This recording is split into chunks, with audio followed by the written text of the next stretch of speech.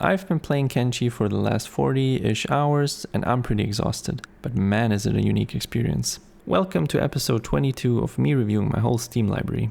I've had this bad boy sitting in my library since 2022, so it was time to see what that game's about. Kenshi is an RPG sandbox game where you choose one of about a dozen starting scenarios and get dropped into the world. There's the standard lone traveler start, which is considered the intended difficulty. You could be a merchant or even a thief that stole a legendary sword. I went with the simple lone traveler. Other than this little intro, the game doesn't really have a linear story with goals or a quest line. You just make up your own fun.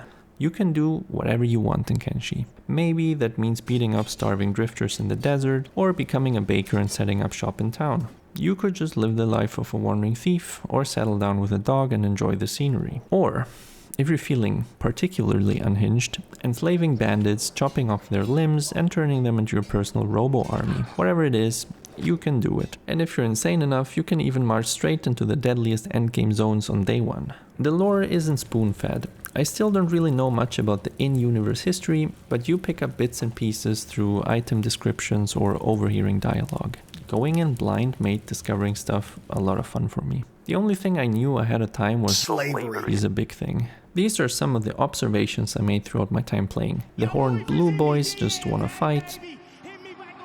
The buggy boys have two different subsets, the drones and the royalty people. They seemed pretty weak to me and not good for much of anything other than forced labor. White humans, black humans, and my favorite, clankers. They're despised everywhere from what I understand. I assume there was some sort of robot uprising in the past. The cool thing is that the world reacts to stuff like this. Different races get unique dialogue, different treatments at city gates, and in some regions, like the Holy Nation, if you're not a white human, you're basically doomed. Reminds me of something else. The first companion I picked up learned that the hard way. Let's just say the rescue wasn't my top priority for a while. There is a silver lining though, their labor skill sure leveled up in captivity. My original plan before starting was to become the best weaponsmith solo, but very quickly I realized that one character is way too limiting, because even if you're strong, you still can't mine, smelt, farm and fight all at once. That's what unpaid laborers are for. Who's gonna mine all that iron? Not me. So I switched to wanting a skeleton-only adventuring hit squad.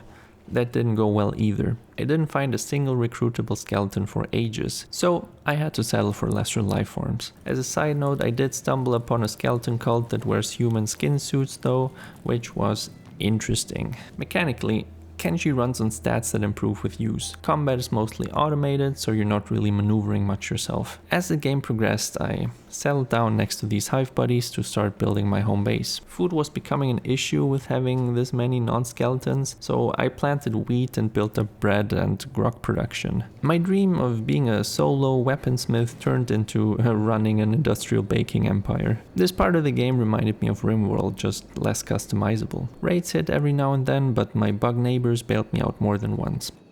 Trying to sell goods through my own shop proved to be more difficult than I thought it'd be. NPCs just didn't buy enough stuff. Selling directly to city vendors was way more profitable. So, after concluding that little side quest, I had to start scavenging ancient ruins for books to unlock higher tech, which turned into some great exploration sessions. The biomes in this game are really distinct. My favorites were the pitch black wasteland and the snowy ashlands. The graphics didn't grab me at first, lots of sameness, kind of flat, but after a while I started to appreciate the alien landscapes and rusting ruins scattered across the map. Kenshi is also not really pulling its punches. There's a good chance you'll end up dead, maimed, enslaved or something to that nature pretty often. But that's just part of the fun. You're not the chosen, overpowered character, you're just some guy and the game keeps reminding you of that. As for downsides, the game is a little janky. The UI takes some getting used to, squad management can be overwhelming, and the pacing is slow. It's one of those games where progress feels earned, but sometimes the grind just wears you down. I had a couple crashes, but quick saves helped with that.